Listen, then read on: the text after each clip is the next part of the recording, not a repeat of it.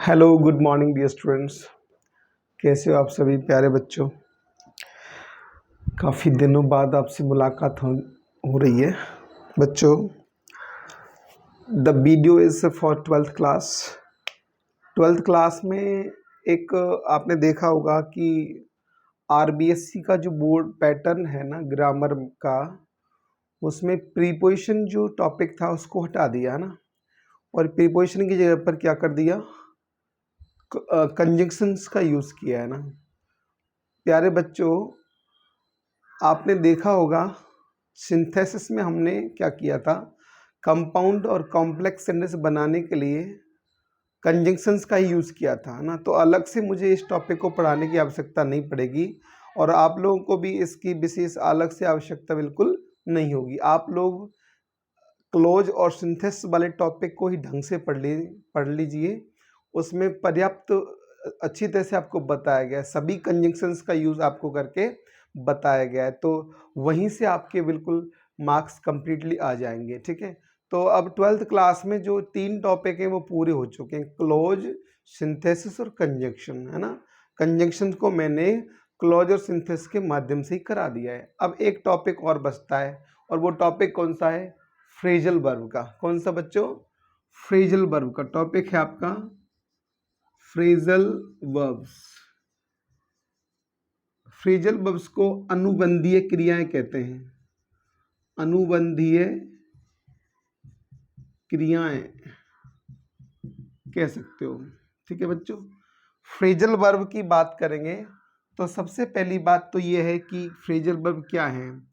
Okay, इसकी definition समझेंगे आप, है ना। डेफिनेशन क्या रहेगी, तो आप कहेंगे वे क्रियाएं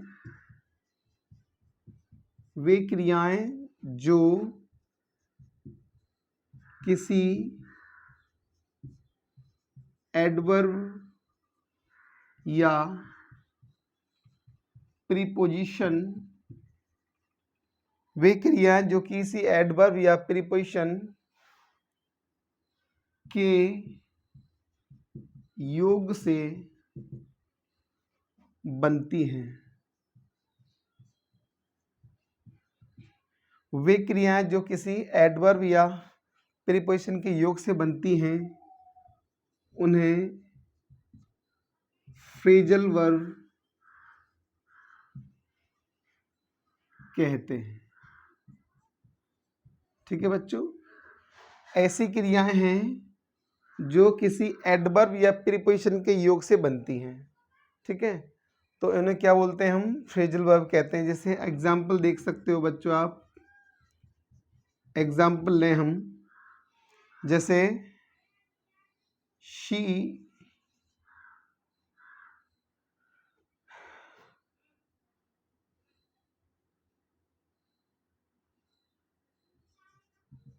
लिव्स इन जयपुर। ठीक है बच्चों, शी लिव्स इन जयपुर। एक तो ये आप क्रिया देख लो, और एग्जाम्पल देख सकते हो आप, my mother gets up early in the morning.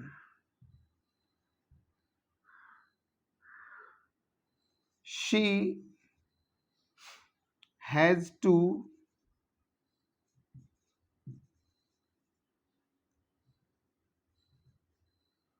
look after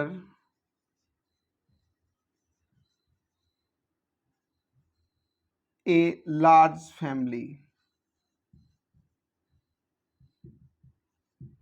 तो प्यारे बच्चों, यहां पर आप ये देखो, ये वर्ब है लुक आफ्टर, यहां पर ये वर्ब है गेट्स अप, और यहां पर ये वर्ब है लिव्स इन।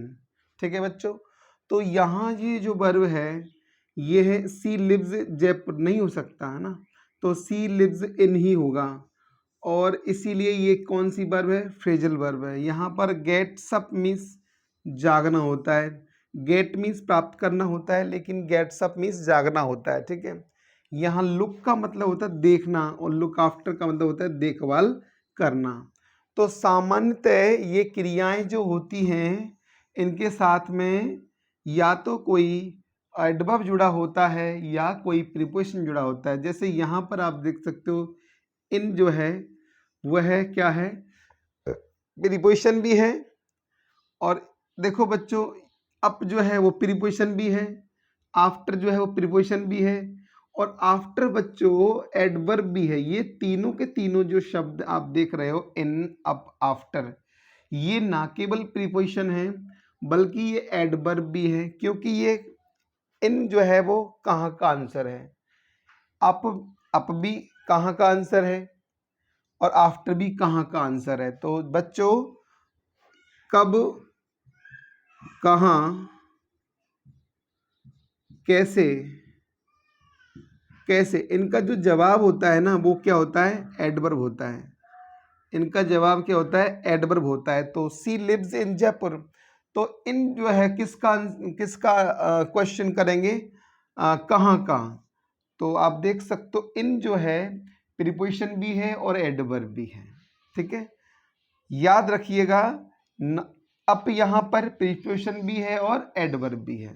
ठीक है बच्चों, तो ऐसी क्रियाएं जो, वे क्रियाएं जो एडवर्ब या प्रीपोजिशन के मेल से बनती हों उन क्रियाओं को हम क्या बोलते हैं, फ्रेजल वर्ब कहते हैं। ठीक है, तो आप समझ पाए होंगे फ्रेजल वर्ब की परिभाषा। अब मैं बताऊं बच्चों, 12th क्लास के अंदर 7 फ्रेजल वर्ब का यूज किया गया है, वो सिलेबस में क्या है। ठीक है,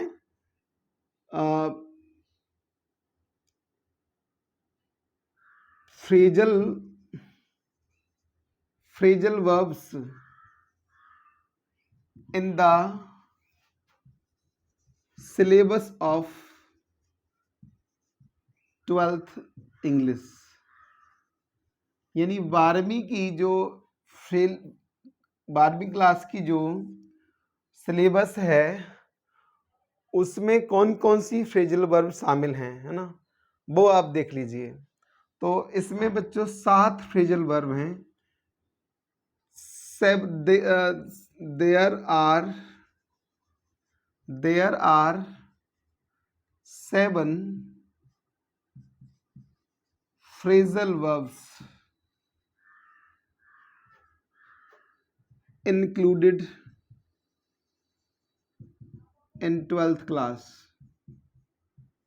यानी आरबीएससी के सिलेबस में 12वीं क्लास में 7 फ्रेजल वर्ब्स का यूज किया गया है। तो बच्चों पहली कौन सी है, देखो एक तो आपके पास रहेगी ब्रिंग, दूसरी है ब्रेक, ठीक है बच्चों, तीसरी है कैरी, चौथी है पुट,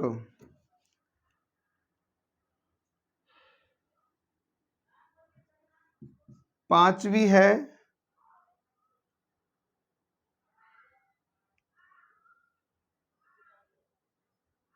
ब्रेक, हो गया ब्रिंग, कैरी, पुट, और एक बच्चों गेट है। इसके अलावा टर्न है, TURN, तो bring, break, carry, put, get, turn. तो ये तो हो गई बच्चों कितनी, 6, और 7वीं है कम।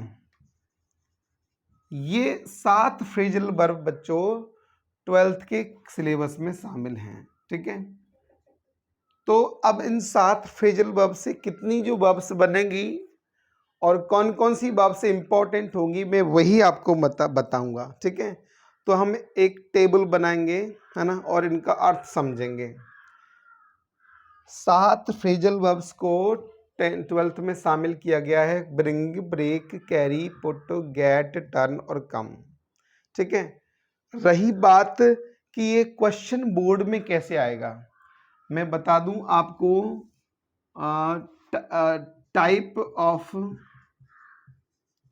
क्वेश्चंस, इसमें किस तरह के क्वेश्चन पूछे जाएंगे वो भी सुन लो, है ना बच्चों। इन सब में कुछ प्रीपोजिशन या कुछ एडवर्ब जोड़ने से इनके अर्थ में चेंजेस आ जाएंगे, ठीक है।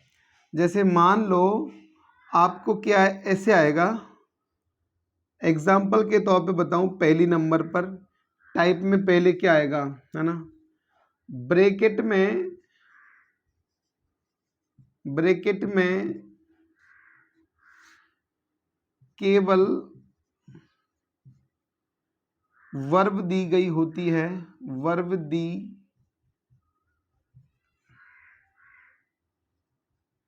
गई होगी,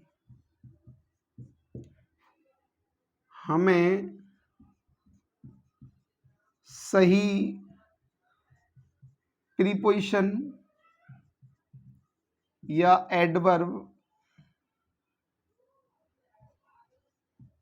का यूज करना होता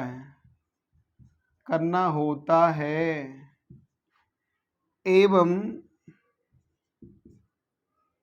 टेंस के आधार पर उस क्रिया का सही रूप भी लिखा जाता है। बच्चों टाइप ये 1 है, ठीक है, आप कह सकते हो टाइप 1। क्वेश्चन जो पूछा जाएगा पहला टाइप क्या होगा कि ब्रैकेट में केवल इनमें से कोई वर्ब होगी, ठीक है, और आपको क्या करना होगा, सही प्रीपोजिशन लगाना इनके साथ में, और प्रीपोजिशन के अलावा जो वाक्य में टेंस होगा उस टेंस के आधार पर जो वर्ब है ना उस वर्ब का रूप भी लेना होगा।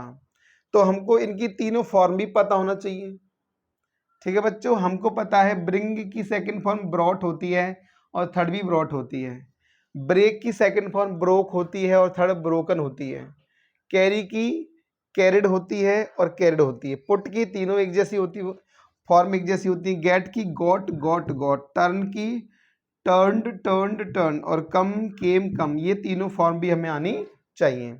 अब एग्जाम्पल क्या है, कैसे ये पूछा जाता है ये देख लो। जैसे she was by her uncle, ठीक है बच्चों। अब ब्रैकेट में दे दिया है हम इसमें ब्रिंग, ठीक है बच्चों, ये एक तरीका है बोर्ड में आने का, एक पैटर्न है। तो हमने देखा यहाँ पर ब्रैकेट में इनमें से एक क्या दे दी, फ्रेजल वर्ब दे दी, और हमको क्या करना है, एक सही अर्थ निकालने के लिए क्या करें, इसमें अगर हम अप जोड़ दें तो ब्रिंग अप आंसर आएगा, लेकिन ब्रिंग की आपको क्या लगानी पड़ेगी, थर्ड फॉर्म ब्रॉट, ब्रिंग को किस में बदलना पड़ेगा, ब्रॉट में, और इसमें जोड़ देंगे प्रीपोजिशन अप। जब हम ब्रिंग में अप प्रीपोजिशन जोड़ देंगे तो ब्रिंग अप का अर्थ क्या होगा, लालन पालन। तो she was brought up by her uncle, इसका सही अर्थ क्या होगा, उसका लालन पालन उसके चाचा के द्वारा किया गया। बच्चों ये देखिए, ये वाक्य पैसिव वॉइस में है, और पैसिव वॉइस में हम हमेशा वर्ब की कौन सी फॉर्म लगाते हैं, थर्ड फॉर्म, इसलिए ब्रिंग की थर्ड फॉर्म आ गई, ठीक है। और बच्चों अगर हम ब्रिंग में अप प्रीपोजिशन जोड़ दें तो ब्रिंग अप का अर्थ होता है लालन पालन करना, इसलिए यह एक सही यूज हो गया है, ठीक है। एक तरीका तो ये होता है, मान लो अगर ब्रिंग में कोई और प्रीपोजिशन जोड़ दें तो और कोई अर्थ निकलेगा, जितना अलग चेंजेस करते जाएंगे तो उतने ही प्रीपोजिशन के अलग अलग अर्थ निकलेंगे। और इसमें ये मैं आपको एक टेबल बनवा दूंगा कि कौन से प्रीपोजिशन से क्या अर्थ निकलेगा, लेकिन पहले मैं ये बता रहा हूं कि पेपर में पूछा कैसे जाएगा। पेपर में पूछने का एक तरीका तो ये है बच्चों, क्या आपको ये समझ में आ गया। चलिए, पेपर में पूछने का एक और तरीका है टाइप 2। समझिए पेपर में कैसे क्वेश्चन पूछा जाएगा, वो है टाइप 2। टाइप 2 में क्या है बच्चों, सुन लो, टाइप 2 में क्या है, ब्रैकेट ब्रैकेट में 2 या 3 फ्रेजल वर्ब प्रीपोजिशन या एडवर्ब सहित लिखी होंगी। ठीक है, ब्रैकेट में क्या होगा बच्चों, ब्रैकेट में क्या होगा, 2 या 3 फ्रेजल वर्ब जो हैं प्रीपोजिशन या एडवर्ब के साथ लिखी होंगी। हमें उनमें से किसी एक को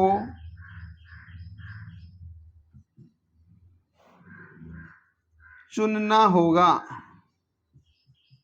ये अपना तरीका है। ठीक है, अब आपको फॉर्म की और वर्ब के फॉर्म की को भी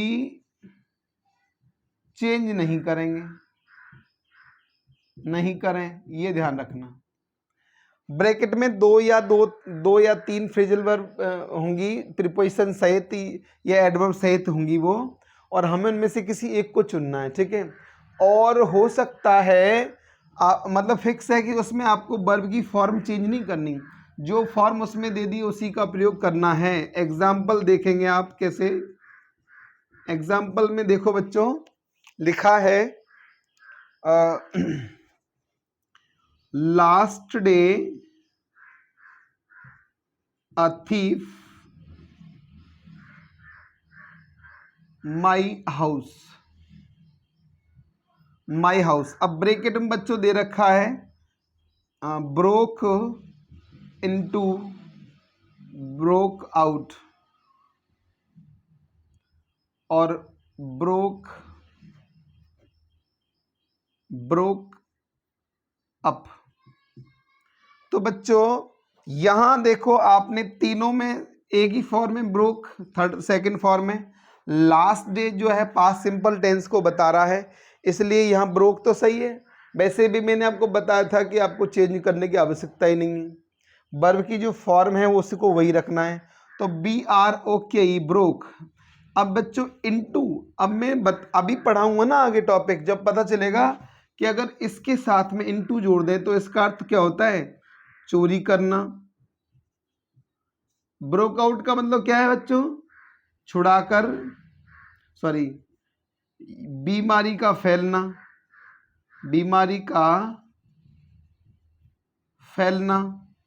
और ब्रोकअप का मतलब क्या है, संबंध खत्म करना। तो बताओ कौन सा सही अर्थ बैठ रहा है यहां पर। आपको लगेगा कि इसका सही अर्थ ब्रोक इनटू रहेगा, तो इसमें जो आंसर आएगा वो ब्रोक इनटू होगा। ठीक है, ये 2 पैटर्न हैं बच्चों। फ्रेजल वर्ब का टॉपिक बोर्ड में इस तरह से पूछा जाता है, और आजकल तो इस पैटर्न पर ही पूछा जाता है, इसलिए हमको जो डिफिकल्टी आएगी वो इसके अर्थ की आएगी। किसी भी फ्रेजल वर्ब के साथ में कौन सा प्रीपोजिशन जोड़ने से क्या अर्थ निकलेगा, ये हमको सीखना है। क्या आपको समझ में आया। बोर्ड में 2 प्रकार से क्वेश्चन पूछा जाएगा। ठीक है, अब हम आपको बताते हैं बच्चों पूरा फ्रेजल वर्ब जो है उनकी कौन कौन सी प्रीपोजिशन से क्या क्या अर्थ निकलेगा। इसकी बच्चों हम क्या बनाएंगे, एक टेबल। ठीक है, टेबल ऑफ फ्रेजल वर्ब्स। ठीक है, फ्रेजल वर्ब की टेबल बना रहे हम। इसमें आपको ये तय हो जाएगा कि कौन सी फ्रेजल वर्ब का क्या अर्थ निकल रहा है, कौन सी फ्रेजल वर्ब का क्या अर्थ निकल रहा है। तो नंबर 1 है, कोई भी ले सकते हैं, इसके क्रम की कोई आवश्यकता नहीं है बच्चों, समझ में आई बात। मान लो हमने सबसे पहले ले लिया क्या है, गेट। मान लो हमने सबसे पहले ले लिया गेट। ठीक है, तो बच्चों गेट के साथ में अगर इसके क्या क्या अर्थ निकलते हैं, गेट में 1 नंबर पर आता है गेट ऑन विद। बच्चों अब ये है एक फ्रेजल वर्ब, तो इसका मतलब क्या है, गेट ऑन विद, इसे आप गेट अलोंग विद भी कह सकते हो। बच्चों इसका जो अर्थ होगा वो होगा घुल मिलकर रहना, घुल मिलकर रहना। गेट अलोंग विद कहो या गेट ऑन विद कहो, इसका मतलब होता है घुल मिलकर रहना किसी के साथ में भी। दूसरा है बच्चों गेट ओवर, दूसरी फ्रेजल वर्ब क्या है, गेट ओवर, तो इसका मतलब होगा किसी व्यक्ति या वस्तु से, किसी व्यक्ति या वस्तु से, किसी व्यक्ति या वस्तु से छुटकारा पाना, छुटकारा पाना। गेट ओवर या इसे हम गेट रिड ऑफ भी कहते हैं। गेट रिड ऑफ का अर्थ भी बच्चों वही होगा, छुटकारा पाना। एक है बच्चों फ्रेजल वर्ब गेट लॉस्ट, इसका अर्थ है बच्चों नजर से दूर हो जाना, यानी दिखाई ना देना, नजर से दूर होना या दिखाई ना देना। एक है गेट एट, गेट के साथ में अगर एट लगाएंगे तो इसका अर्थ होगा आलोचना करना, किसी की आलोचना करना। ये अर्थ आपको याद रहने चाहिए बच्चों। एक हम जानते ही हैं बहुत ही कॉमन है गेट अप, और गेट अप का मतलब उठना या जागना। ठीक है बच्चों, मान लो ये फ्रेजल वर्ब आपको बोर्ड में आ जाती है, ठीक है, तो इसमें से क्या एग्जाम्पल बनेंगे, एग्जाम्पल के तौर पर आप समझते जाइए क्वेश्चन कैसे पूछा जाएगा। अभी मैंने दोनों टाइप बता दिए, मान लो इसमें से क्या क्या क्वेश्चन रहेगा ये देख लो। ठीक है, जैसे आई ऑलवेज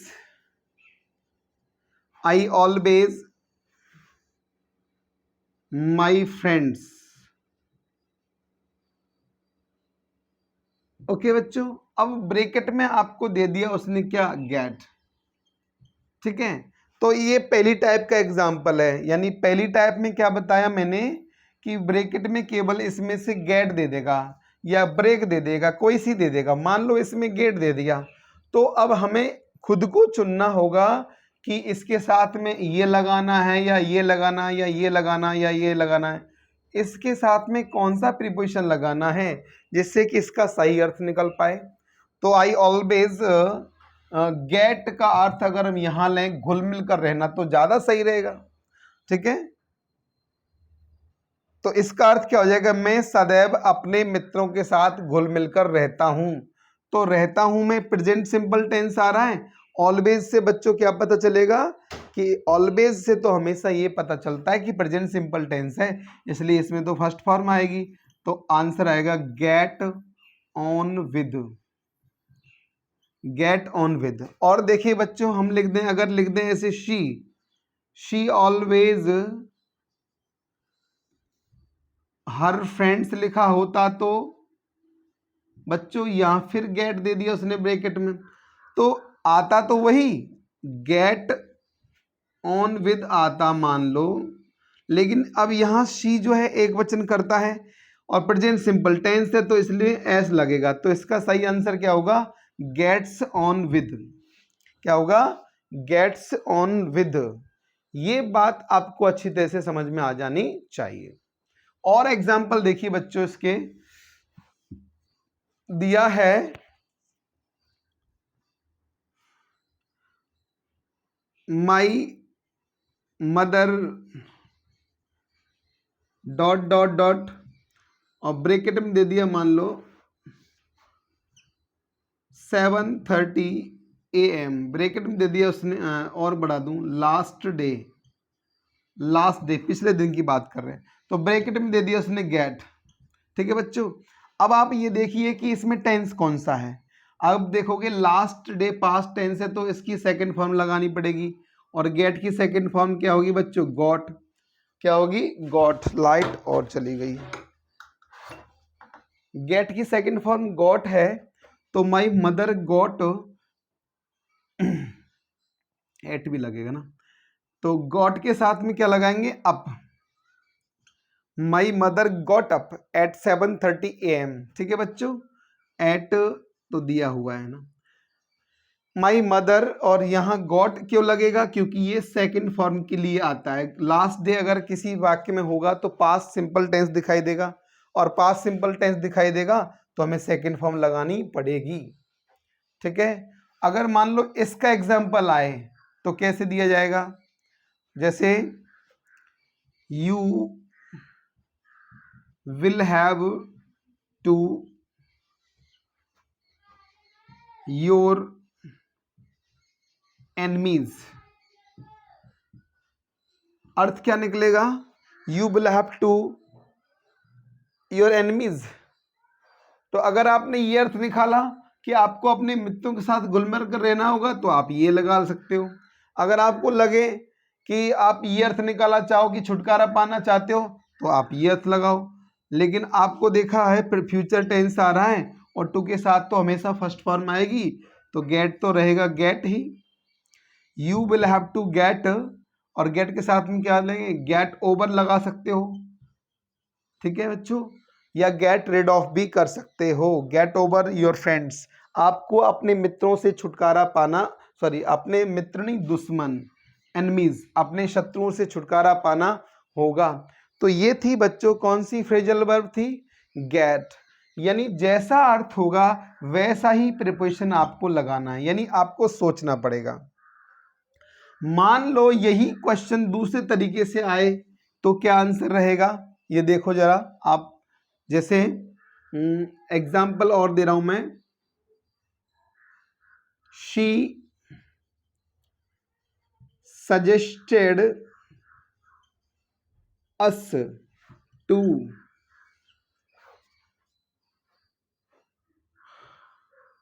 आवर फ्रेंड्स।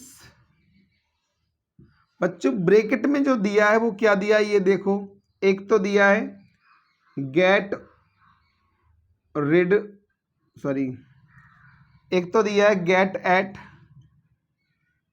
दूसरा दिया है गेट अलोंग विद, और तीसरा दिया है गेट अप। तो बताओ बच्चों कौन सा इसमें से रहेगा सही, ये दूसरा तरीका आ गया। तो हमने देखा कि गेट एट का मतलब तो आलोचना करना है, हमने देखा कि गेट अलोंग विद का अर्थ घुल मिल कर रहना है, और गेट अप का मतलब उठना या जागना है। तो इसमें जो सही अर्थ बैठेगा वो क्या बैठेगा, गेट अलोंग विद। इसलिए इसका आंसर क्या आएगा, गेट अलोंग विद। ये दूसरा स्टाइल था क्वेश्चन पूछने का, ये दूसरा तरीका था, और मैंने बच्चों आपको दोनों ही तरीके बता दिए। ठीक है, आपको मैं चाहता हूं इसमें ज़्यादा टाइम नहीं लगेगा, और फ्रेजल वर्ब का टॉपिक ना बच्चों आप लगभग एक वीडियो में पूरा देख सकते हो। मैं कोशिश करूंगा कि आपको एक ही वीडियो में पूरा फ्रेजल वर्ब का टॉपिक करा दिया जाए। ठीक है बच्चों, तो जैसे आपने गेट को देखा, जिस प्रकार से आपने गेट को देखा ऐसे ही सारी फ्रेजल वर्ब का यूज किया जाएगा। तो अगर आप 2 नंबर पर लिख लें कैरी, तो कैरी जो फ्रेजल वर्ब है उससे बनने वाले शब्दों को देख लो। तो इसमें एक तो बन जाएगा बच्चों कैरी के साथ में अगर आप ऑफ जोड़ दें, कैरी ऑफ, तो इसका अर्थ होगा जीतना या बलपूर्वक ले जाना। जैसे रावण सीता माता को ले गया था। एक और इसका क्या दूसरा बनेगा, जैसे कैरी ऑन, कैरी के साथ में अगर बच्चों ऑन लगाएं तो इसका अर्थ होगा जारी रखना, कोई कार्य जारी रखना। ठीक है, जारी रखने के लिए आपको इसका इस्तेमाल करना पड़ेगा। अगर आप कैरी के साथ में आउट लगा दें बच्चों, अगर आप कैरी के साथ में मित्रों, अगर कैरी के साथ में आउट लगा दें तो कैरी आउट बनेगा, और कैरी आउट का मतलब होता है कार्य पूरा करना, कार्य पूर्ण करना। अगर आप कैरी के साथ में थ्रू लगा दें, कैरी शब्द के साथ में THROUGH थ्रू जोड़ दें तो कैरी थ्रू जो होगा उसका अर्थ होगा अंजाम देना, अंजाम, अंजाम देना या समाप्त करना, अंजाम देना या समाप्त करना। ठीक है बच्चों, तो इस अर्थ के लिए आप इनका यूज कर सकते हो। एग्जाम्पल देखिए, जैसे एग्जाम्पल दिया है, you will have to your studies, आपको अपना अध्ययन जारी रखना होगा। तो बच्चों ब्रैकेट में दे दिया उसने क्या, कैरी, और ब्रैकेट में कैरी दे दिया तो हमको क्या करना है, कैरी तो लगाना है, क्योंकि टू के साथ फर्स्ट फॉर्म लगेगी तो कैरी तो आ ही जाएगा। अब हमें क्या लगा देना है, सॉरी ऑन लगा देना है, तो कैरी ऑन बनेगा, और कैरी ऑन का मतलब क्या है, कार्य जारी रखना। तो अर्थ क्या बैठेगा, you will have to carry on your studies, आपको अपना अध्ययन जारी रखना होगा, आपको अपनी पढ़ाई जारी रखनी होगी। तो ये बच्चों किसका है एग्जाम्पल, कैरी का। और एग्जाम्पल देखो, जैसे पूछा ऐसे दे दिया जाए, मान लो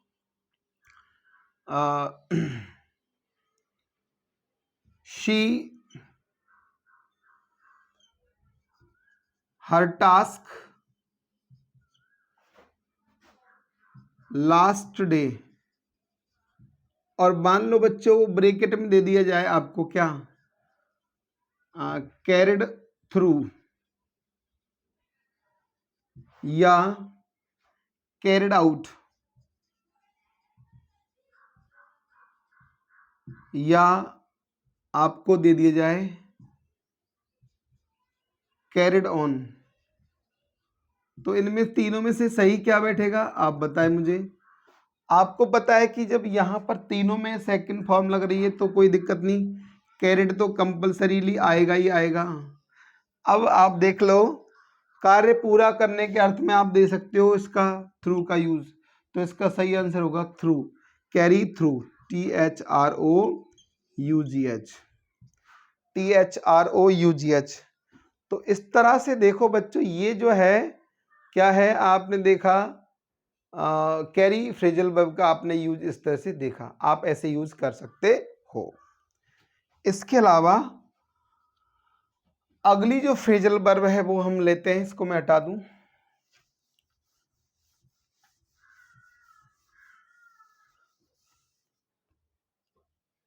कैरी हो गया और अपना गेट हो गया। इसके बाद में हम बच्चों तीसरे नंबर पर ले लेते हैं कम। तीसरे नंबर पर कौन सी ले रहे हैं, कम। कम में पहला अर्थ क्या निकलेगा, कम अबाउट। पहला है कम के साथ में आप अबाउट प्रीपोजिशन जोड़ोगे तो इसका अर्थ होगा घटित होना, घटित होना। घटित होने के लिए कम अबाउट का यूज किया जाएगा। एक है बच्चों अपने पास कम अक्रॉस। कम के साथ में अक्रॉस अगर हम जोड़ दें तो अचानक से मिलना, अचानक से मिलना, इसका सही अर्थ बैठेगा। ठीक है बच्चों, एक है कम आफ्टर, तीसरा है कम आफ्टर, पीछा करना, इसका अर्थ है पीछा करना। और बच्चों एक है कम eight.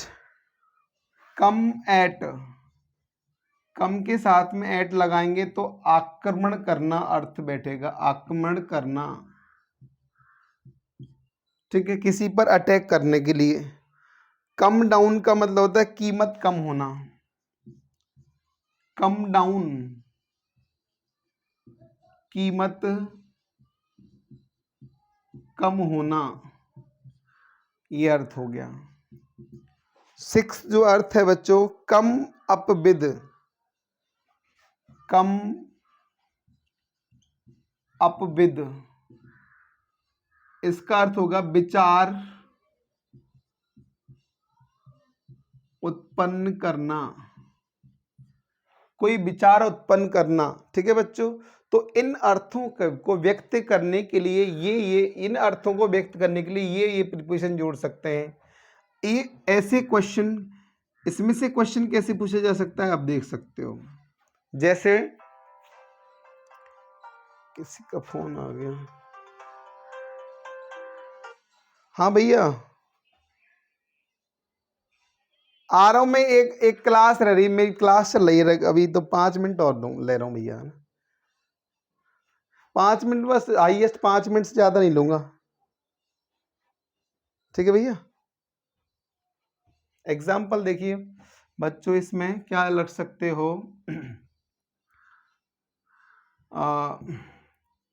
when I was in the market, जब मैं बाजार में था, I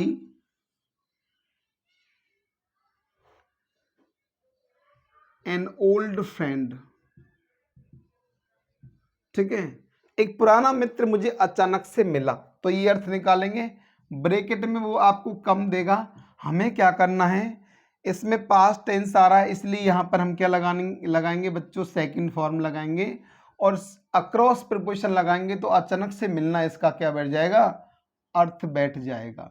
तो क्या होगा, I came across an old friend, इसका आंसर हो जाएगा। क्या आपको ये समझ में आया बच्चों? एक और मैं एग्जाम्पल देता हूं आपको, मान लो इसका दे दें, ठीक है, she is dot dot dot me, okay, और ब्रैकेट में दे दिया कम, तो आंसर क्या आएगा, coming, coming after, she is coming after me, इसके साथ में आईएनजी लगेगी, इसलिए कम का कमिंग हो जाएगा, और आफ्टर लगाने से अर्थ क्या बैठेगा, पीछा करना। तो she is coming after me, अर्थात वो मेरा पीछा कर रही है। ठीक है, और जैसे मान लो हमने इसका यूज करना है, तो क्या होगा, जैसे the prices of, the prices of fruits have dot dot dot, bracket में दे रखा है कम, तो आंसर क्या आएगा बच्चों, the prices of fruits have come down, have के साथ में थर्ड फॉर्म लगाएंगे, और कम की थर्ड फॉर्म कम है, कम डाउन इसका आंसर आ जाएगा। आई थिंक ये आपको फ्रेजल वर्ब अच्छी तरह से बच्चों समझ में आ गई हो गई। तो मैंने 3 फ्रेजल वर्ब आपको करा दी, कौन कौन सी कराई, हमने गेट बताई, हमने कैरी बताई, और हमने आपको कम का प्रयोग करके बताया। ठीक है बच्चों, एक बार दोबारा से समझ लीजिए, मैंने क्या कहा कि वे क्रियाएं जिनके साथ में कोई प्रीपोजिशन या एडवर्ब जुड़ा हो, ऐसी क्रियाएं क्या कहलाती हैं बच्चों, फ्रेजल वर्ब कहलाती हैं। हिंदी में इन्हें अनुबंधीय क्रियाएं कहते हैं। ठीक है, तो आमतौर पर जो विभिन्न प्रकार की फ्रेजल वर्ब हैं, अनेकों हैं, वैसे अगर प्रकार तो मैंने पढ़ा ही नहीं, वैसे प्रकार भी हम पढ़ा देंगे, लेकिन मैं सीधा डायरेक्टली टॉपिक पर आ गया ना। तो 12th क्लास के अंदर 7 फ्रेजल वर्ब्स का यूज किया गया है, और 7 फ्रेजल वर्ब्स को मैं क्रम से आपको अध्ययन करा रहा हूं, जिसमें मैंने आपको कैरी का बता दिया, कम का बता दिया, और गेट का बता दिया। अगले वीडियो में मैं आपको जरूर चारों जो हैं फ्रेजल वर्ब उनका प्रयोग करके बताऊंगा, और 2 वीडियो में ये आपका टॉपिक पूरा हो जाएगा। And I always request you to like my videos, share my videos, and to grow more and more subscribers, please. Thank you, keep watching.